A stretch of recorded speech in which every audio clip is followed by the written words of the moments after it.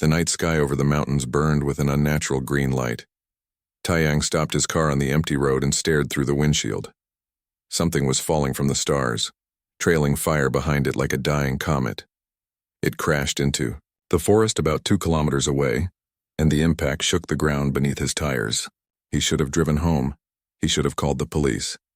Instead, Taeyang grabbed his medical bag from the back seat and drove toward the crash site. Years of working as a physical therapist had trained him to run toward emergencies, not away from them. Besides, someone might be hurt. The forest was dark and thick. Taeyang used his phone's flashlight to navigate between the trees. Broken branches and scorched earth marked a path deeper into the woods. The smell of burning metal filled the air. After 20 minutes of walking, he found it. The spacecraft was smaller than he expected, maybe the size of a large van. Its surface was smooth and silver, marked with strange symbols that glowed faintly blue. One side was torn open, sparks still dancing across the damaged hull. Smoke poured from the opening. Taeyang's hands shook as he approached. This was real. This was actually real. Aliens existed, and one of their ships had just crashed in the mountains near his village. He heard a sound from inside the wreckage, a groan. Someone was alive in there. "Hello?" Taeyang called out. "Can you hear me? I'm here to help." The groaning continued. He climbed carefully through the torn metal, trying not to cut himself on the sharp edges. Inside, the spacecraft was filled with strange equipment and blinking lights, and there, strapped into a seat, was her. She looked almost human, 2 arms, 2 legs, 1 head. But her skin was pale blue and her hair was pure white, flowing down past her shoulders. Her eyes were closed, her face twisted in pain. She wore some kind of sleek black uniform that seemed to shimmer in the dim light. "Can you understand me?" Taeyang asked, kneeling beside her. Her eyes opened. They were violet, bright, and afraid. She said something in a language he couldn't understand. Her voice was musical, almost like singing. Then she noticed a small device attached to her collar. She touched it and it beeped. "Please," she said, and this time the words were in Korean, though her lips moved differently than the sounds. "Please help me. I cannot move my legs." Taeyang's medical training kicked in immediately. He checked her carefully, running his hands along her spine. She flinched when he touched her lower back. There was swelling there and heat. Nerve damage, probably from the impact. Her alien body might be different, but the basics of spinal injury seemed the same. "You're hurt badly," he said. "I need to get you out of here, but I have to be very careful. If I move you wrong, it could make things worse." "The ship," she gasped. "The fuel cells. They will explode soon." That made his decision easier. Taeyang worked quickly, supporting her spine as best he could while he unfastened the strange straps holding her in place. She was lighter than he expected. He lifted her carefully, cradling her body against his chest, and carried her out of the wreckage. They had barely made it 50 meters into the forest when the explosion came. The blast wave knocked Taeyang forward, and he twisted his body to protect her from the fall. They hit the ground hard. Behind them, the spacecraft turned into a ball of purple flame that lit up the entire forest. "Are you okay?" he asked, checking her over. She nodded weakly. "You saved my life, but I still cannot feel my legs. I cannot move them at all." Taeyang looked back at the burning wreckage. There would be questions. The military would come. If they found her, who knows what would happen. He made a choice that would change everything. "My house is not far from here," he said. "I can hide you there. I'm a physical therapist. I work with people who have injuries like yours. Maybe I can help you." "Why would you help me?" she asked, those violet eyes studying his face. "You do not know me. I am not even from your world." "Because you're hurt and scared and alone," Taeyang said simply. "That's enough." He carried her through the forest to where he'd left his car. Getting her into the back seat without hurting her spine took careful work. She bit her lip against the pain but didn't cry out. Strong, he thought. She was very strong. The drive back to his house took 15 minutes. Taeyang lived alone in a small home on the edge of the village. His clinic was attached to the house, with a separate entrance. perfect for hiding someone who shouldn't exist. He brought her inside, through the clinic entrance, and laid her carefully on the examination table. Under the bright lights, he could see her more clearly. Her skin wasn't just blue but had a faint pattern to it, like scales or perhaps very fine armor. Her hands had 4 fingers instead of 5. But her face, despite being alien, showed very human emotions. Fear, pain, desperation. "What's your name?" he asked while he prepared to examine her properly. She touched the translation device again. "My name is Ariel. I am a princess of the Valoran Empire. I was running away when my ship failed. I'm Taeyang," he said, "and you're safe here, I promise." "My people," she continued, her voice shaking. "They were trying to force me to marry someone I do not love, someone cruel. I tried to escape, but my ship was damaged, and now—" She looked down at her useless legs. "Now I cannot even walk. I am helpless." Taeyang began his examination, pressing carefully along her spine, watching her reactions. She had sensation in her upper body, but nothing below her waist. The translator device helped him understand her anatomy, though it was clearly damaged and kept flickering. "Listen to me, Ariel," he said firmly. "I've worked with many people who couldn't walk. Some of them walk now. Some of them run. Your body is different from humans, but injuries are injuries. Nerves can heal. It takes time, patience, and hard work, but it's possible."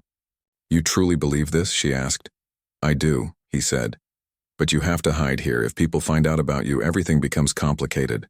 Can you do that? Can you trust me?" Ariel looked at him for a long moment. She was a princess, she said. Used to giving orders, not taking them. Used to being powerful, not helpless. But right now she had no choice. And something in Taeyang's eyes told her she could trust this strange human who had run toward danger to save her. "I will trust you," she said. "Teach me to walk again, Taeyang, please," he smiled. "Then let's get started." 3 days after the crash, Taeyang converted his spare bedroom into a recovery room for Ariel. He told his neighbors that his cousin from Seoul was staying with him after a car accident. The villagers were curious but kind, sending food and well wishes.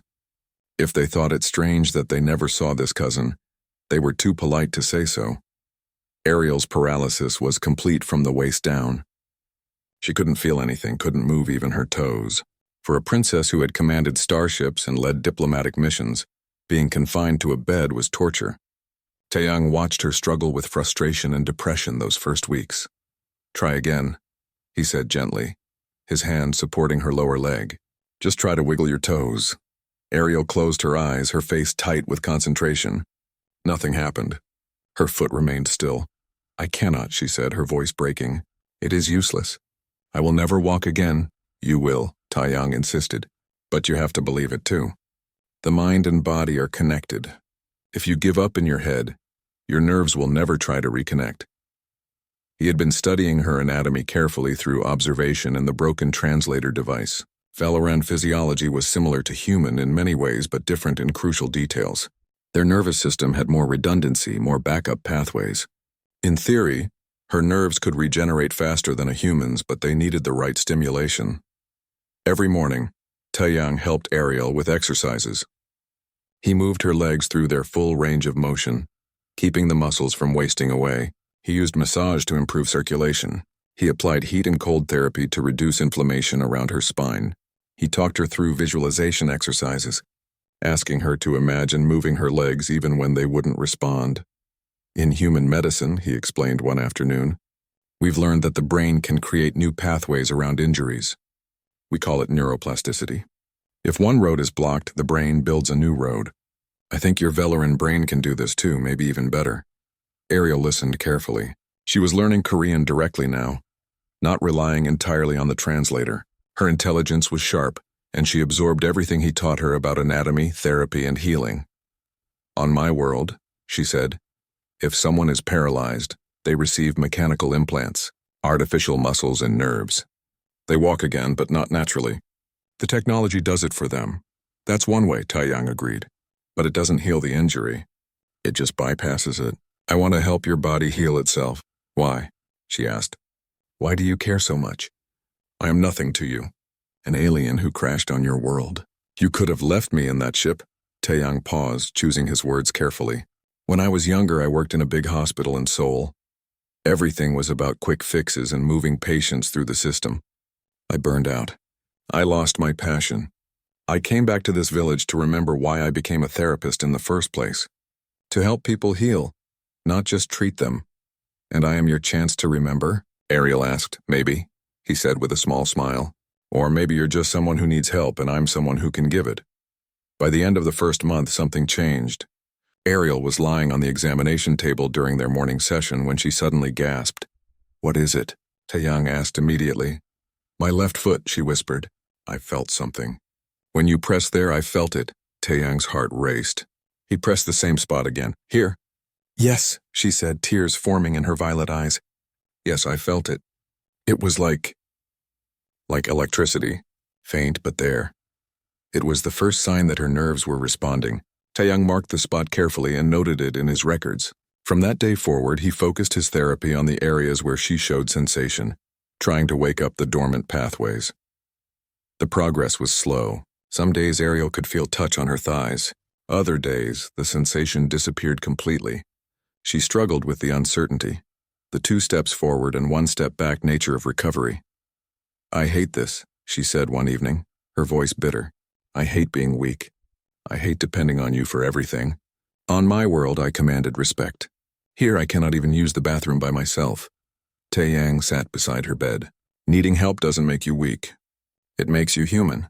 Well, Veleran, but you know what I mean. How can you be so patient? She asked. I'm terrible to you sometimes. I complain. I get angry. I cry. You're frustrated, he said. That's normal. That's healthy, actually. It means you haven't given up. The patients I worry about are the ones who stop getting angry. They're the ones who've accepted defeat. As weeks turned into months, they fell into a rhythm. Mornings were for intensive therapy. Afternoons, Ariel rested while Taeyang saw his regular patients in the clinic. Evenings, they talked. Ariel told him about her world, about an empire that stretched across multiple star systems. She described cities that floated in the clouds and oceans that glowed with bioluminescent life. She explained the complex politics that had driven her to flee, the arranged marriage to a prince she'd never loved. Prince Daehyun is not cruel, she admitted, but he is a stranger. Our marriage was designed to unite 2 systems, to prevent conflict between our peoples. I wanted to choose my own path. Taeyang shared his own stories, growing up in the village, his parents' small farm, his decision to study medicine, the girlfriend who left him because he worked too much, his slow realization that he'd lost himself somewhere along the way. You gave up a lot to help me, Ariel said one night. Your clinic is suffering. Your savings are running low. I see the worry in your face when you think I am sleeping. It's fine, he said, but she saw through the lie. When I am healed, she promised, when I return to my people, I will repay you. Veleran technology could revolutionize your world. Medicine, energy, transportation. I will make sure you are rewarded. I don't want a reward, Taeyang said. I want to see you walk again. That's enough. 3 months after the crash, the breakthrough came. Taeyang was guiding Ariel through her exercises when her right toe moved. It was tiny, barely a twitch, but it was voluntary. She had made it happen through will alone. Ariel stared at her foot in shock. Then she laughed, a sound of pure joy that filled the room. Tears streamed down her blue cheeks.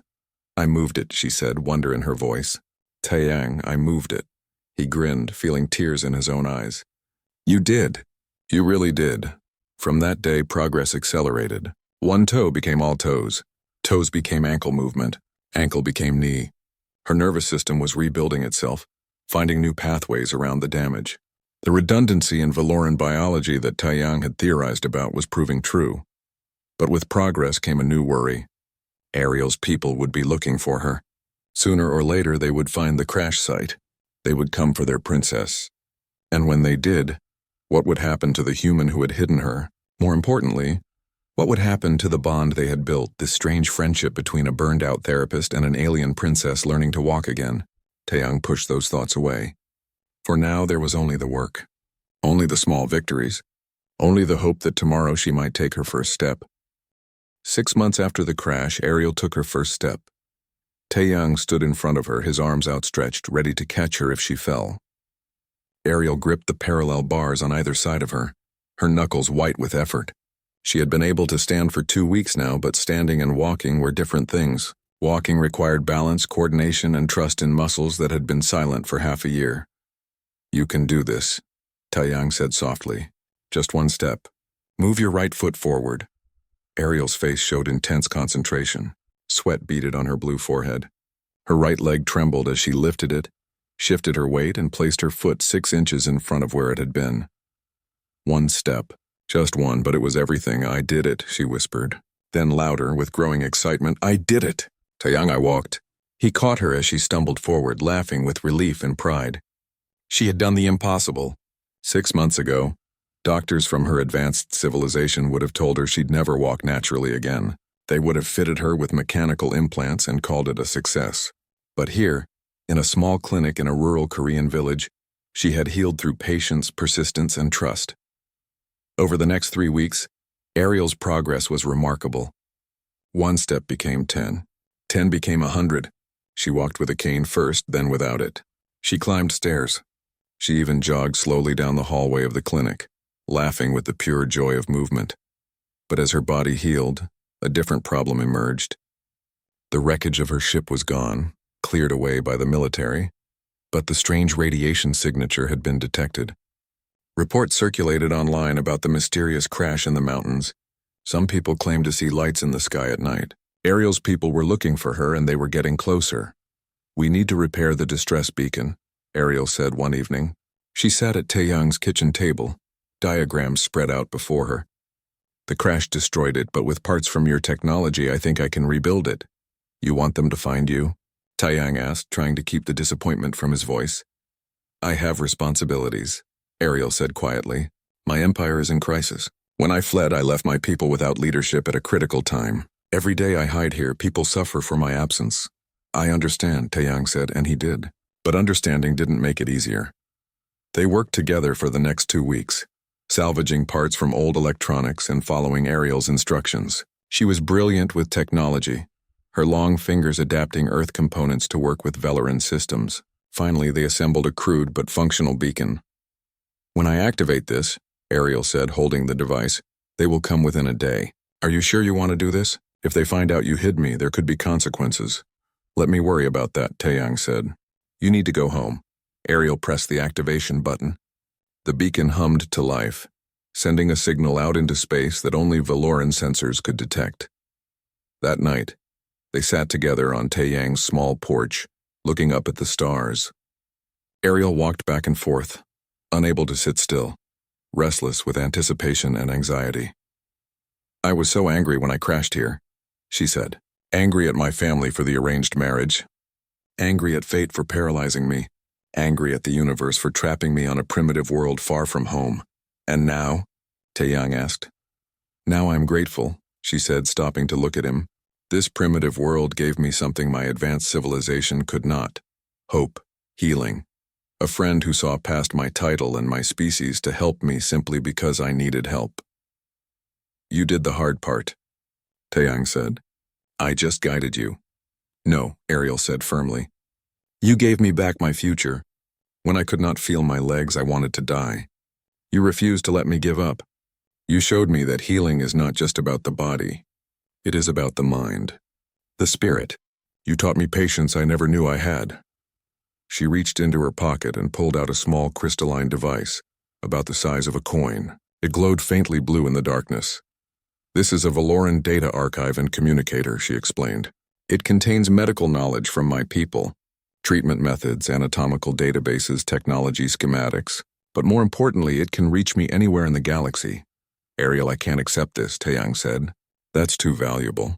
"Take it," she insisted, pressing it into his hand. "You gave me 6 months of your life. You spent your savings on me. You risked everything to help a stranger. This is not payment. Payment would cheapen what you did. This is a gift. From a friend."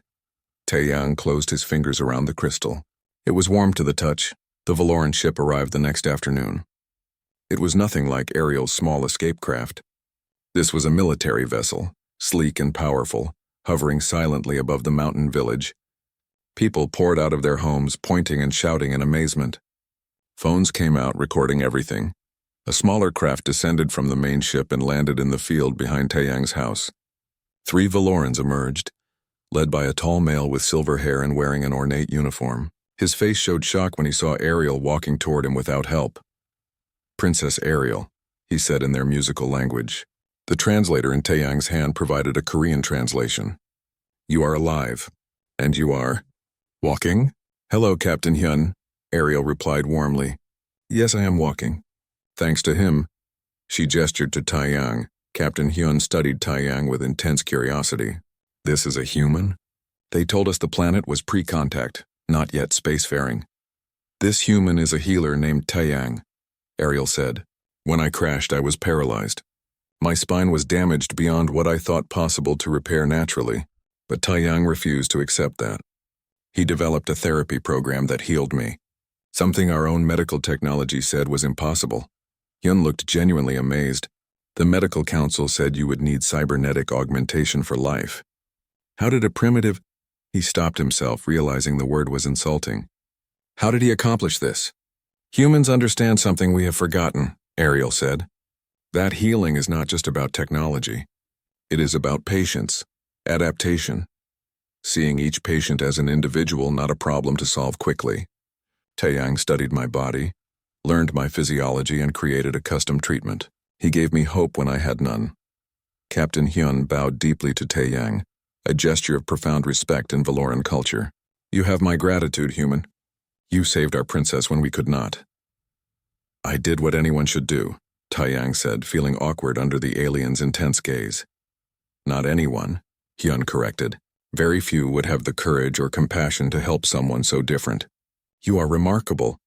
Ariel turned to Taeyang, her violet eyes shining with unshed tears. "I must return now. My empire needs me.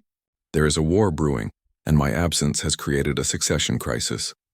"I cannot hide any longer." "I know," Taeyang said. "Go save your people. You're strong enough now. Will you forget me?" she asked quietly. "Never," he said with certainty. "How could I forget you?" Ariel stepped forward and embraced him. It was the first time they'd hugged. She was warm and real in his arms, and Taeyang felt his heart break a little. "I will return," she whispered in his ear. "I promise. I will not forget what you gave me."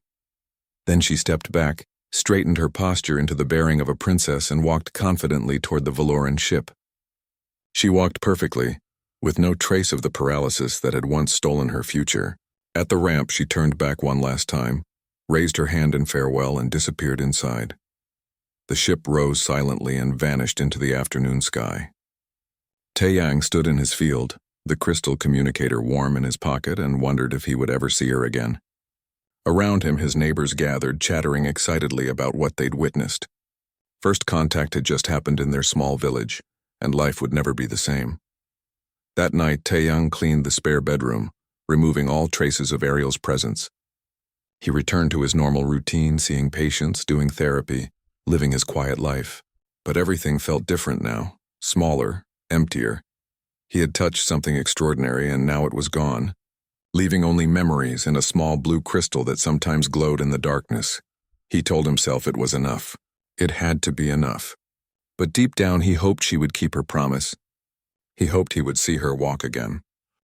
5 years passed like a dream that Taeyang couldn't quite remember clearly. He was 33 now, running a successful rehabilitation center in a mid-sized city 2 hours from his village. The center was modern and well-equipped, treating dozens of patients every week. People came from all over the country to work with him because he had developed a reputation for helping cases that others considered hopeless. His methods were unique. He combined traditional physical therapy with techniques that seemed to come from nowhere. Intensive nerve stimulation protocols, unusual massage patterns, visualization exercises that bordered on meditation. Other therapists asked where he learned these methods. Taeyang just smiled and said he'd developed them through experimentation. The truth was simpler and more impossible. Everything he knew, everything that made him special in his field, came from 6 months with an alien princess he had hidden in his spare bedroom. The crystalline communicator she'd given him sat in his desk drawer at home. It never activated. She never called.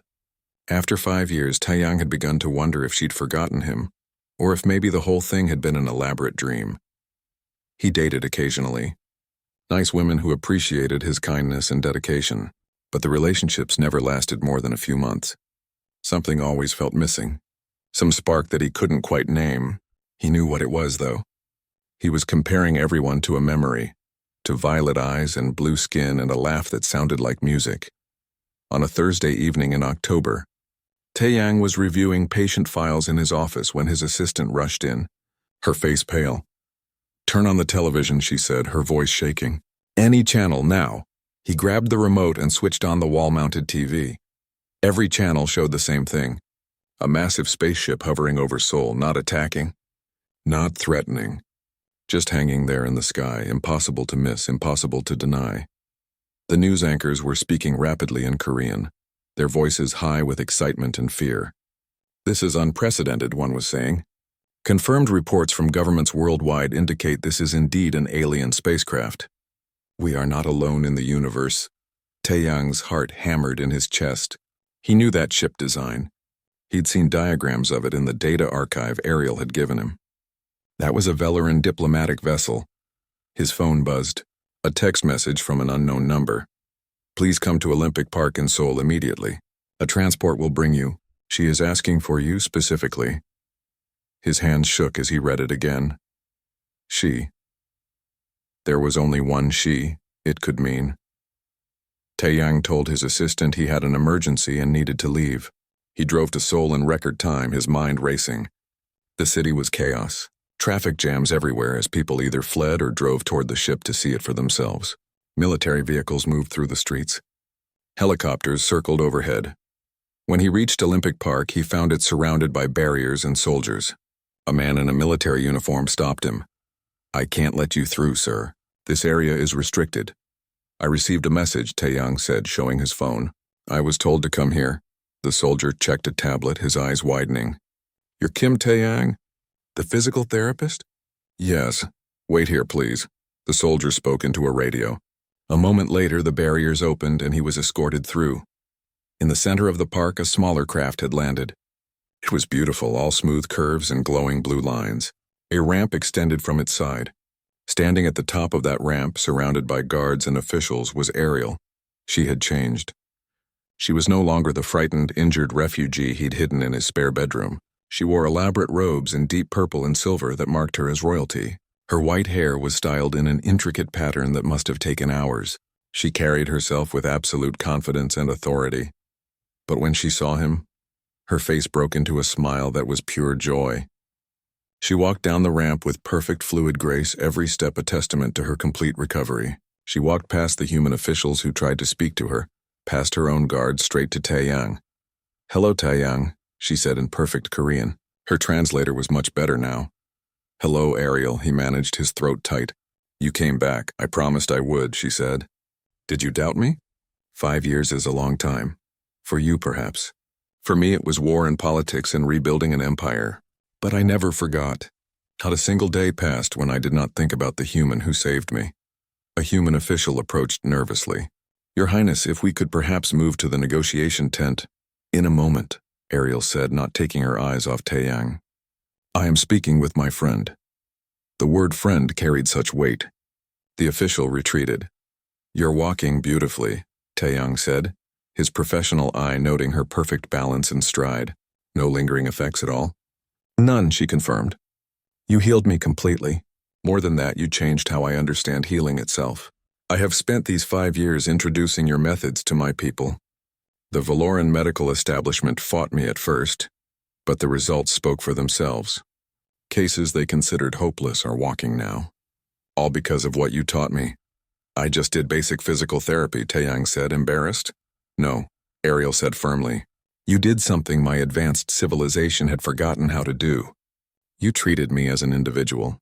You adapted your methods to my unique needs. You gave me hope and pushed me to work when I wanted to give up. That is not basic. That is revolutionary." She gestured to the ship behind her. "This is a diplomatic vessel. We are here to make first contact with Earth officially, to offer an exchange of knowledge and culture. And I requested specifically that you be our liaison for medical technology sharing." Taeyang blinked. "Me, I'm just a therapist. I'm not a diplomat or a scientist." "You are the perfect choice," Ariel said. You understand both human and Valoran healing now. You can bridge our two approaches. Besides, I trust you. That matters more than credentials. Over the next hour, Taiyang was introduced to dozens of people, human government officials who looked at him with confusion, wondering why this ordinary therapist was so important, Valoran scientists who studied him with intense curiosity, surprised that such a primitive human had accomplished what their advanced technology could not. Through it all, Ariel stayed close to him, guiding him through the chaos of first contact. She had become a leader, confident and commanding. But sometimes when she looked at him, he saw glimpses of the frightened woman who had cried in frustration during those early therapy sessions. As evening fell, Ariel found a moment alone with him on the observation deck of her ship. Sol spread out below them, millions of lights twinkling in the darkness. I want you to come with us, Ariel said, to the Valoran homeworld, to see what your methods have accomplished, to help establish a permanent medical exchange program. For how long? Taiyang asked. As long as you wish, she said. Months, years, forever if you choose. You have a gift, Taiyang. The galaxy needs what you can teach. What about my center? My patients here? They will be cared for. I will ensure it. But your impact could be so much greater. You could help not just dozens of people, but millions across multiple worlds. Taiyang looked out at his city, his world. Everything he knew was here. His family, his friends, his routine. Going with Ariel meant leaving all of that behind, stepping into the unknown. But wasn't that what he'd done 5 years ago when he'd climbed into that wrecked spacecraft? When he'd brought an injured alien to his home and promised to help her walk again? Will you be there? He asked. On the homeworld. I am the Empress now, Ariel said quietly. My father died during the war. I rule the Valoran Empire. My home is the palace on Valora Prime, so yes, I will be there. Empress, Taiyang repeated. Not just princess anymore. Does that change things? She asked. He thought about it. An empress and a small-town therapist. It should be impossible. It should be ridiculous. But when he looked at her, he didn't see an empress. He saw Ariel struggling to move her toe that first time, laughing with joy when she took her first step, looking at him with trust and hope when everyone else said her case was hopeless. No, he said, it doesn't change anything. She smiled, and it was like the sun coming out. Then say yes. Come with me. Let me show you what you helped create. Taiyang took a deep breath. Yes, he said. I'll come. The Valoran homeworld was beautiful beyond anything Taiyang had imagined. He stood on a balcony of the medical research facility, looking out over a city that seemed to grow naturally from the landscape. Buildings rose like trees, their surfaces covered in living plants that glowed softly at night. Vehicles moved through the air silently, following invisible traffic patterns. 3 moons hung in a purple sky, casting everything in a strange, lovely light.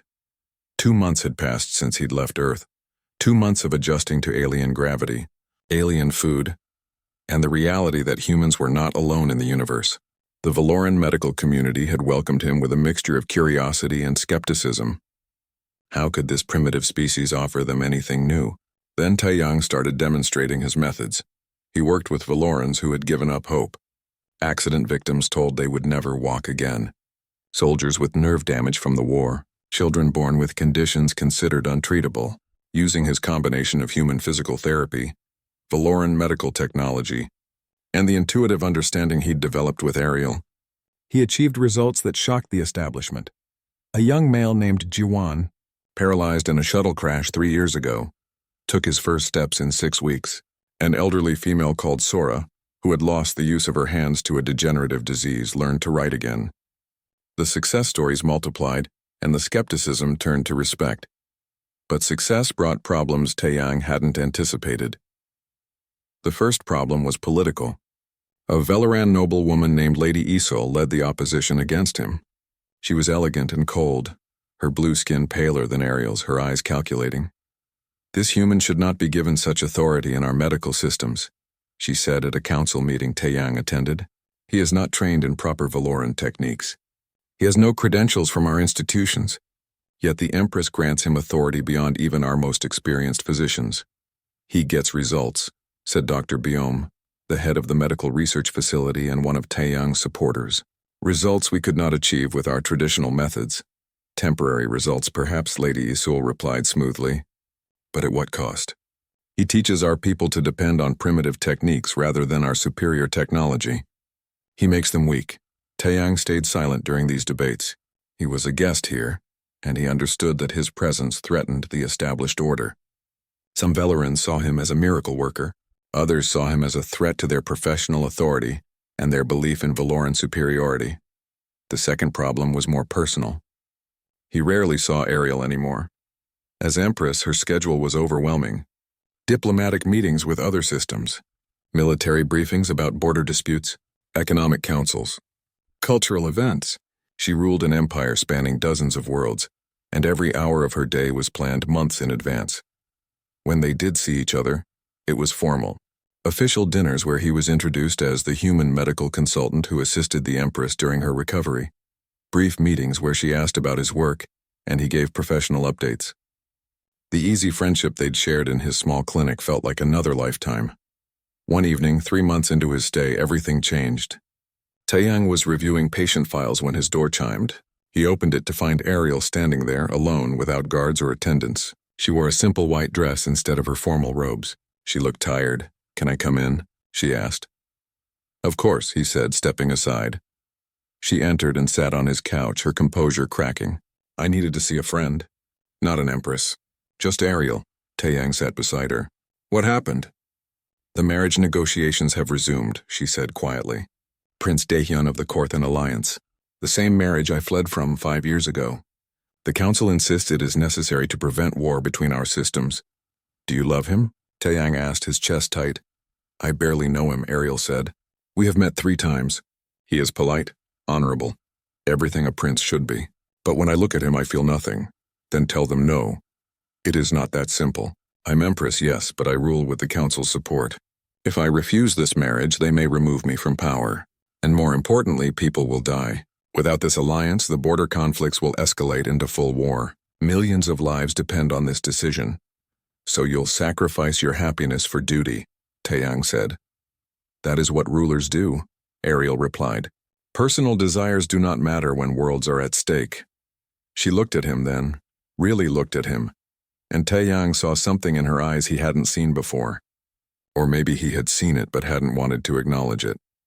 "When I was paralyzed in your clinic," she said softly, "I thought my life was over. You showed me that even when everything seems impossible, there is always hope. You taught me to fight for what I want. But now I cannot fight. Duty binds me stronger than any paralysis ever did." "What are you saying, Ariel?" "I am saying that if circumstances were different," she said, her voice barely a whisper. "If I was not an Empress and you were not human and there were no wars to prevent, I would choose you. I would choose the man who carried me from a burning ship, who spent 6 months teaching me to walk, who never saw me as a princess or a patient but just as Ariel." Taeyang's world tilted. He had buried his feelings deep, told himself they were impossible, inappropriate, but now she was saying them out loud, making them real. "I would choose you too," he said. "I think I have been choosing you every day for 5 years." They sat in silence, close but not touching, both knowing that this moment was all they would have. Tomorrow, duty would call again. Tomorrow she would be Empress and he would be the human consultant, and the distance between them would return. The door chimed again, making them both jump. Ariel stood quickly, her composure returning like armor. A Veleran guard entered. "Your Highness, Prince Daehyun has arrived ahead of schedule. He requests an audience."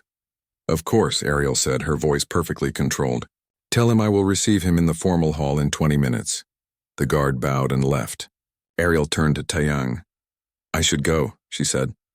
"I know." She walked to the door, then paused. "Taeyang, I need to ask you something. When Prince Daehyun arrives tomorrow for the official meeting, you will be there as my medical advisor. Will you be able to watch me greet my future husband without showing what is in your heart?"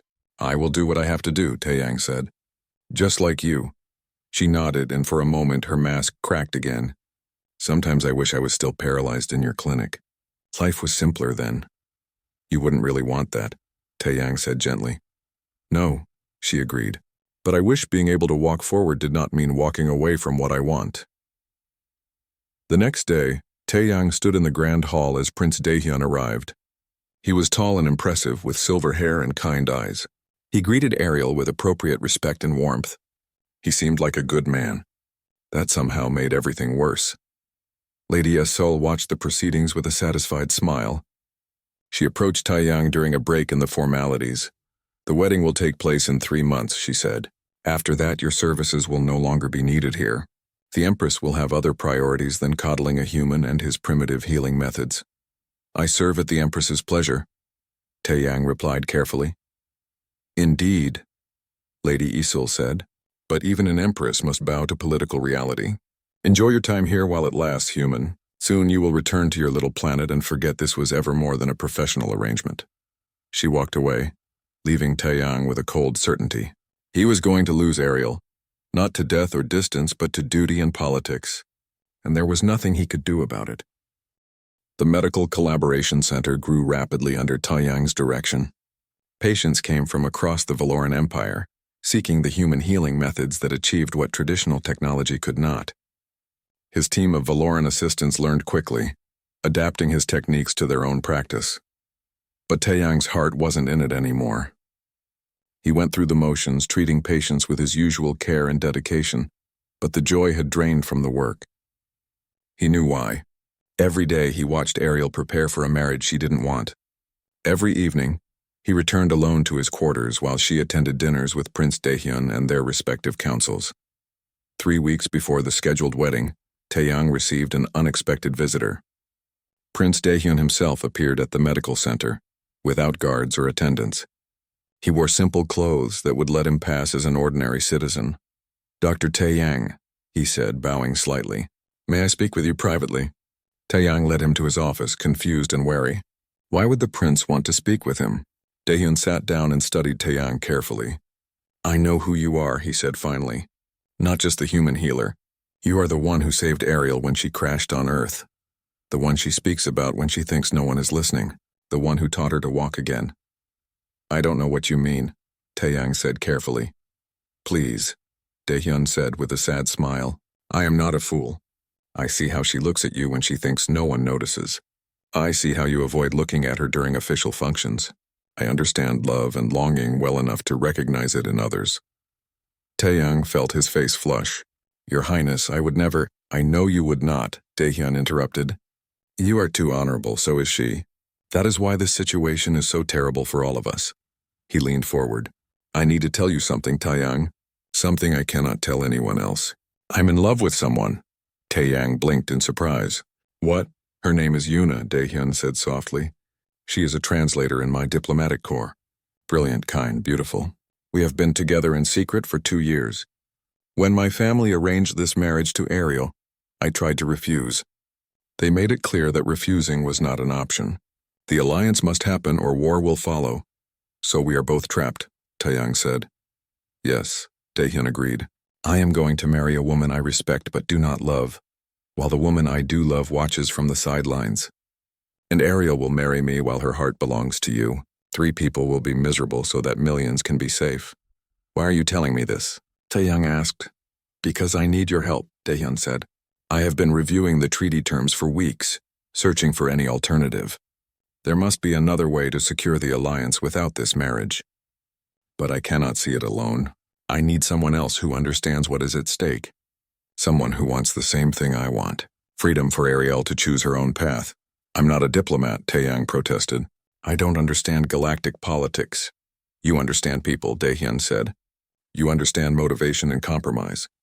That is what we need. Will you help me find another way?" Taeyang thought about it. This could be a trap, or it could be exactly what it seemed. A desperate man reaching out to the only person who might understand. Either way, he had to try. "Yes," he said. "I'll help." They worked together in secret over the next 2 weeks, meeting late at night to review treaty language and political histories. Daehyun explained the core issue. The Korthan Alliance and Valoran Empire had been rivals for centuries. The marriage was meant to unite their ruling families and prevent future conflicts. But marriages are not the only way to build alliances, Taeyang pointed out.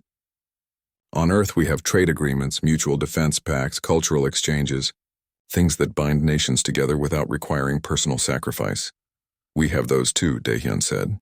"But they are not considered strong enough. Marriage makes the alliance personal, ties our bloodlines together. That is seen as unbreakable. Except you and Ariel would be miserable," Taeyang said. And miserable rulers make poor decisions.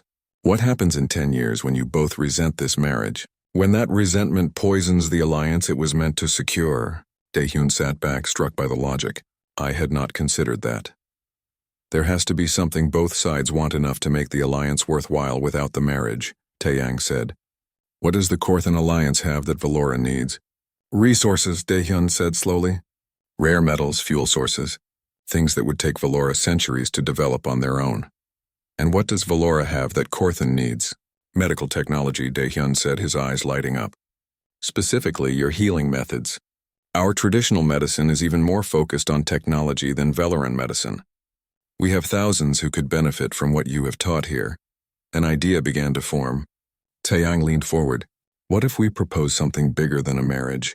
A comprehensive alliance that includes resource sharing, medical exchanges, and joint research facilities. Something so valuable to both sides that refusing it would be unthinkable. It might work, Daehyun said thoughtfully. But we would need to present it before the wedding. Once the ceremony happens, there is no going back. They spent the next week crafting a proposal. Taeyang reached out to his contacts in the Valoran medical community, getting commitments for training programs and shared research. Daehyun negotiated with his own people, promising resource access in exchange for medical knowledge.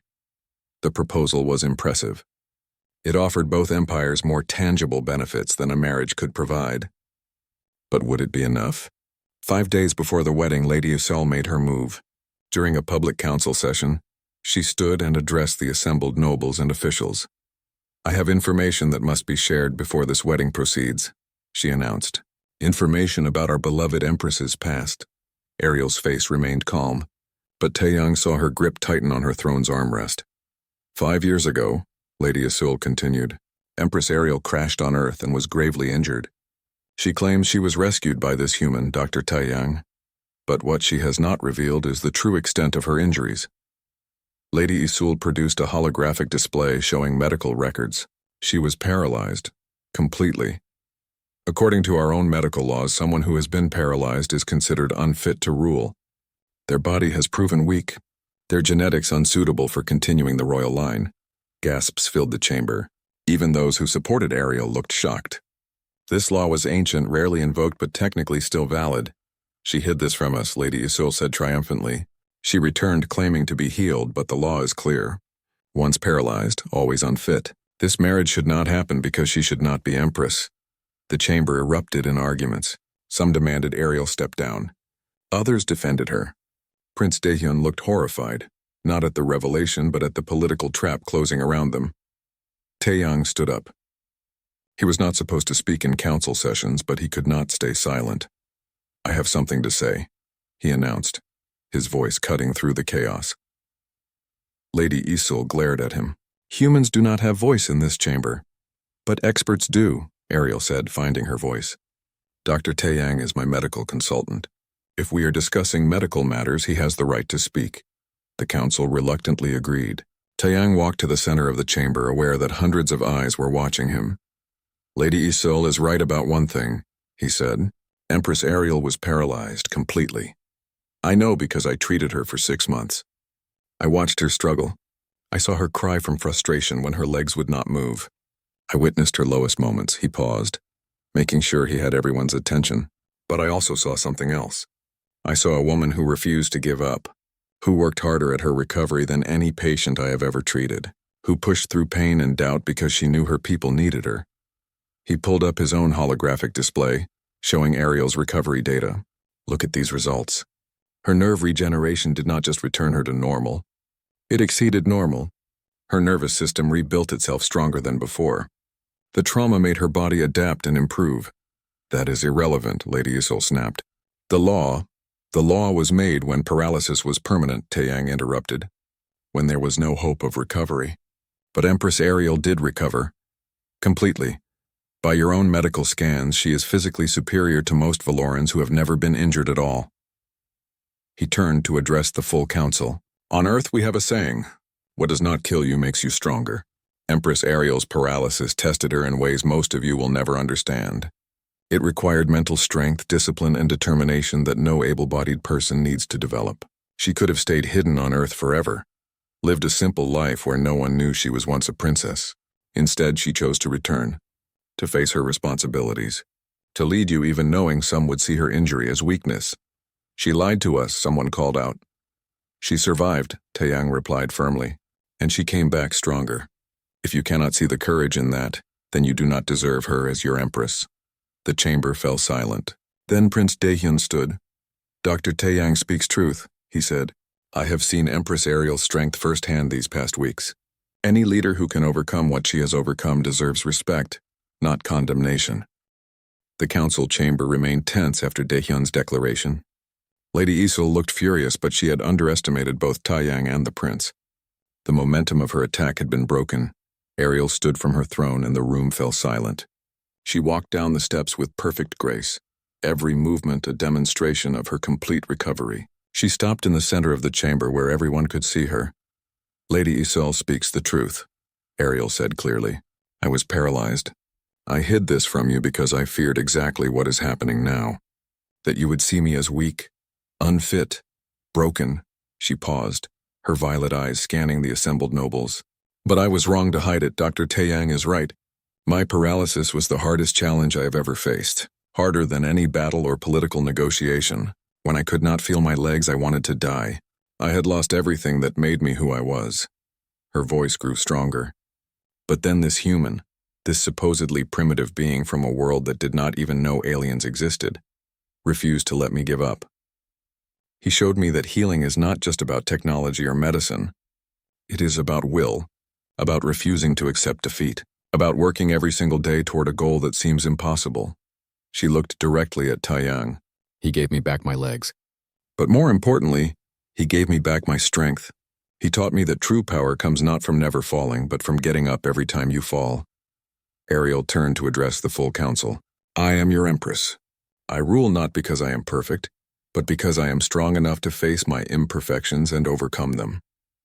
If you think my past paralysis makes me unfit to lead, then remove me. But know that you would be losing a leader who understands struggle, who knows how to rebuild after disaster, who will never give up on this empire no matter how impossible the challenges become. The chamber erupted again, but this time the tone was different. Some nobles stood showing their support. Others argued among themselves. The tide was turning. Prince Daehyun took the opportunity to step forward. I have a proposal, he announced. One that I believe serves both our empires better than this marriage ever could.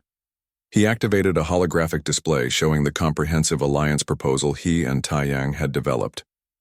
Resource sharing, medical exchanges, joint research facilities, cultural programs, trade agreements that would benefit both empires for generations. This alliance offers real, tangible benefits, Daehyun explained. Not just the symbolic unity of a royal marriage, but actual cooperation that will improve the lives of billions of our citizens. The medical techniques Dr. Taeyang has developed could help thousands of my people who have lost hope. The resources we can provide will fuel Valoran expansion for decades. But without the marriage, what binds this alliance? Lady Isil demanded. What prevents either side from breaking the agreement when convenient? Mutual benefit, Taeyang said, speaking up again. On Earth, the strongest alliances are built on shared interests, not forced bonds. When both sides profit from cooperation, the alliance maintains itself. And trust, Daehyun added. I trust Empress Ariel because I have seen her character these past weeks. She is honorable and wise. That trust is worth more than any marriage contract. He took a deep breath. Moreover, I must be honest with all of you. I am in love with someone else, a member of my diplomatic corps named Yuna. Marrying Empress Ariel would be a dishonor to her, to Yuna, and to myself. I would be lying at the altar, and that lie would poison everything it touched. The confession shocked the chamber. A Korthan noble shouted, "This is outrageous. You would abandon duty for personal feelings?"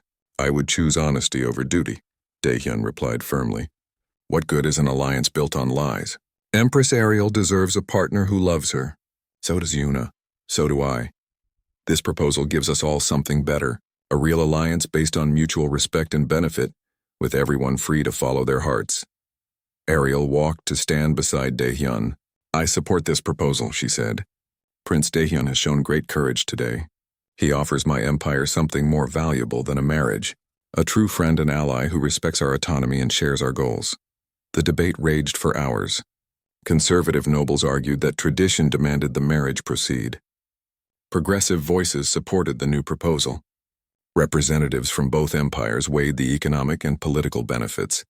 Slowly, gradually, the balance shifted. Finally, the vote was called. The council approved the new alliance agreement by a narrow margin. The marriage was cancelled. Both empires would begin immediate implementation of the resource and medical sharing programs. Lady Isel stormed from the chamber, defeated. The question of Ariel's paralysis had been addressed and ultimately dismissed. Her recovery was seen as proof of strength, not weakness. After the session ended, Taeyang found himself alone in a side chamber, exhausted from the emotional intensity of the day. He had helped save Ariel's position and freed her from an unwanted marriage. But what did that mean for him? He was still just a human in an alien empire. His work here might continue, but Ariel was still Empress. The distance between them remained vast. The door opened. Ariel entered, still wearing her formal robes but with her hair falling loose around her shoulders. She looked tired but relieved. "You saved me again," she said softly. "First from paralysis, now from a life I did not want." "I just spoke the truth," Taeyang said. "You did more than that." She walked closer to him. "You showed my people that strength comes in forms they had not considered. You made them see me differently. See humans differently. I'm glad I could help." Ariel stopped in front of him. "Do you remember what I told you in your quarters weeks ago? That if circumstances were different, I would choose you?" "I remember," Taeyang said, his heart beginning to race. "Circumstances have changed," Ariel said. "I am no longer bound to marry Prince Daehyun. I am Empress with full authority over my own choices, and I find that I still want to choose you. Ariel, I'm human. You're Empress of a galactic empire. How could that possibly work?" "I do not know," she admitted. "But I know that you understand me better than anyone else in this empire. You saw me at my weakest and treated me with respect and kindness. You never wanted anything from me except to help me heal. You asked for no reward, no status, no power. You just cared." She took his hand. "I have spent 5 years surrounded by people who want something from me, who see me as a tool for their ambitions or a symbol to rally around. But when you look at me, you just see Ariel, the woman who struggled to move her legs, the woman who cried from frustration and laughed when she finally took a step. That's all you've ever been to me," Taeyang said. "Just Ariel." "Then stay," she said. "Not as my medical consultant. Not as an employee of the Empire. Stay as my partner. Help me rule this empire with the same wisdom and compassion you showed me in that little clinic. Teach my people what you taught me. About patience. About adaptation. About seeing the person behind the problem.